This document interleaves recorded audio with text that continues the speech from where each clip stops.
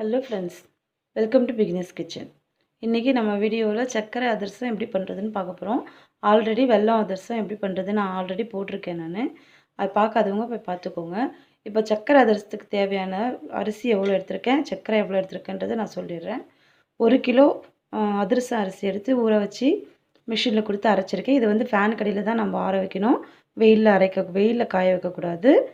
1 kilo 3 மணி நேரம் ஊற வச்சு அலசி நான் அரைச்சி எடுத்துகிட்டு வந்திருக்கேன்.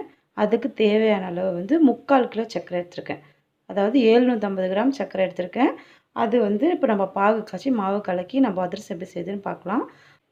தண்ணி வந்து இப்போது நான் இந்த அளவுக்கு கிளாஸில் எடுத்திருக்கேன். அந்தளவுக்கு கரெக்டாக இருக்கும். நம்ம இப்போ பாகு காய்ச்சி எடுத்துடலாம். இப்போ நம்ம பாகு காய்ச்ச போகிறோம். நான் உங்களுக்கு வச்சுட்டு காட்டுறேன்.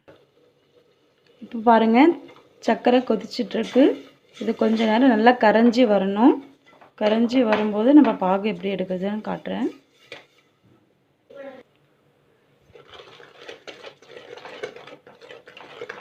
சர்க்கரை நல்லா கரையிற கலக்கிட்டே இருங்க. சர்க்கரை கரைஞ்சதுக்கப்புறம் பாகு பார்க்கலாம் நம்ம.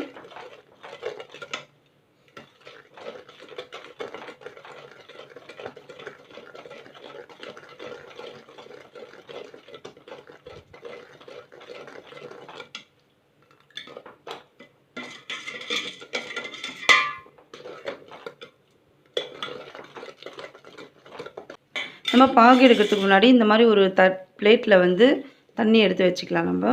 அப்போ சர்க்கரை கரைஞ்சதுமே நம்ம கொஞ்சம் கொஞ்சமாக விட்டு பார்க்க போகிறோம். இன்னும் ஒரு 2 மினிட்ஸ் இருக்கணும். அப்படி விட்டதுமே நம்ம தனியாக நிற்கும்.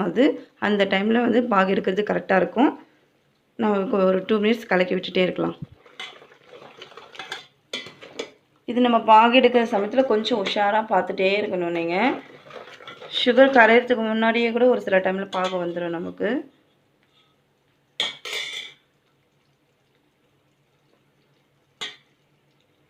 இன்னும் கொஞ்சம் நேரம் இருக்கட்டும். ஓரளவுக்கு வந்துருச்சு. இப்போது ஒரு 10 செகண்ட் இருக்கும்போது நம்ம ஆஃப் பண்ணிடலாம் ஸ்டவ்வை.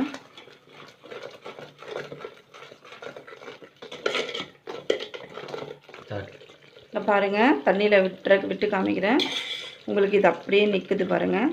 இந்த பதம் கரெக்டாக இருக்கும். எடுக்கும்போது எடுத்தால் வரணும் பாருங்கள். பால் மாதிரி நல்லா வருது. இந்த சமயத்தில் நம்ம ஆஃப் பண்ணிடலாம். கரெக்டாக இருக்கும் பதம். இப்போ உங்களுக்கு மாவு கொட்டி கிளறிட்டு நான் காட்டுறேன் உங்களுக்கு. பாருங்கள், பாகு எடுத்தது நம்ம போட்ட மாவு கரெக்டாக கிளறி வந்துட்டு எடுத்தாச்சு. நம்ம பாருங்கள், இந்த பதத்தில் இருக்க கரெக்டாக கையில் எடுத்தால் நம்மளுக்கு ஒட்டாமல் வரணும். பாருங்கள், சூப்பராக வந்திருக்கு. எனக்கு கொஞ்சம் மாவு கொஞ்சமாக மிச்சமாச்சு. நான் இன்னும் கொஞ்சம் நீங்கள் சர்க்கரை ஆட் பண்ணிங்கன்னா அந்த 1 கிலோ மாவுக்கு சரியாக போயிடும். இப்போ நம்ம இதை தட்டி நான் ஒரு வாழை இலை வச்சு தட்டி நான் உங்களுக்கு எண்ணெயில் போட்டு காமிக்கிறேன்.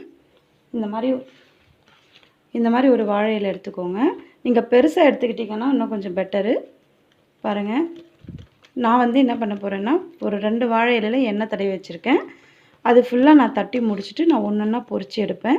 இது உங்களுக்கு சும்மா சாம்பிளுக்காக நான் உனக்கு தட்டி காமிக்கிறேன். இப்போ இதை தட்டி நம்ம எண்ணெயில் போட்டு பொரித்து எடுக்கலாம். எண்ணெய் காஞ்சிடுச்சு. இதில் நம்ம ஒன்றா போட்டு எடுத்துக்கலாம்.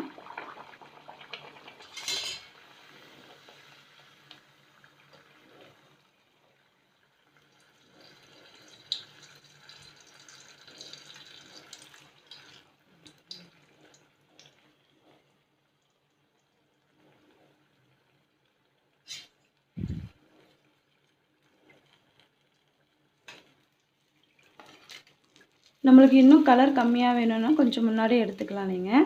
ஆனால் இந்த கலர் ஓகே தான். அப்போ தான் நம்ம உள்ளே இருக்கிற மாவு நல்லா வெந்திருக்கும். நம்மளுக்கு ஒயிட்டாக வேணும்னு நினச்சி நம்ம முன்னாடியே எடுத்துட்டோம்னா உள்ளே மாவாக இருக்கும். கரெக்டாக இந்த கலருக்கு நீங்கள் எடுத்துக்கோங்க பார்த்து. இப்போ மொத்தமாக பொரித்து எடுத்து உங்களுக்கு பிளேட்டில் வச்சு சர்வ் பண்ணி காமிக்கிறேன் நான் உங்களுக்கு. அது வரைக்கும் நம்ம கொஞ்சம் நேரம் வெயிட் பண்ணுவோம். பாருங்கள், சூப்பராக சர்க்கரை அதிரசம் ரெடி ஆகிடுச்சு. இது இவ்வளோ சுலபமாக செய்யலாமான்னு யாருக்கும் தெரியாது. ரொம்பவே சுலபமாக செஞ்சிடலாம். இது உங்கள் வீட்டில் இந்த வருஷம் தீபாவளிக்கு சர்க்கரை அதிரசமும் செய்யுங்க, வெல்ல அதிரசமும் செய்யுங்க. சூப்பராக ரெடி ஆகிடுச்சு. இது பாருங்கள், செம்ம சாஃப்டாக வந்திருக்கு. இதை செஞ்சு பார்த்துட்டு எனக்கு கமெண்ட் பண்ணுங்கள்.